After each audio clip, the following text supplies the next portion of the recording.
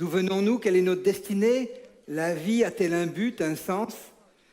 Beaucoup fuient ces questions de mille et une façons, mais elles finissent toujours par ressurgir à un moment de notre vie.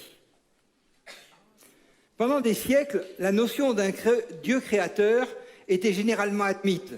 Par exemple, Blaise Pascal disait « La nature a des perfections pour montrer qu'elle est l'image de Dieu et des défauts pour montrer qu'elle n'en est que l'image. » Ou alors, Newton nous disait « Il y a des vérités à découvrir dans 2 livres dont Dieu est l'auteur.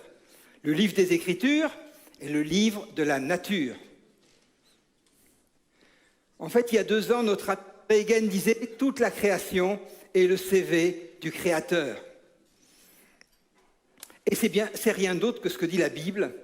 En effet, les perfections invisibles de Dieu, sa puissance éternelle et sa divinité se voient fort bien depuis la création du monde quand on les considère dans ses ouvrages. Alors là, on va un peu se balader de l'infiniment petit de l'ADN à l'infiniment grand du cosmos et on y verra aussi bien la gloire de Dieu dans le petit que dans le grand.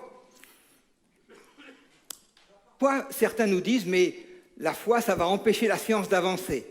Alors, c'est certes pas la vérité.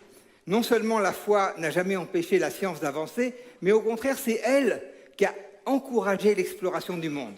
Quand on regarde ceux qui ont fondé la science moderne et qui ont donné leur nom aux unités qu'on utilise, tous ces gens-là étaient des chrétiens engagés. Pascal, Newton, Faraday, Kelvin, Ampère, tous ces gens-là étaient des chrétiens engagés.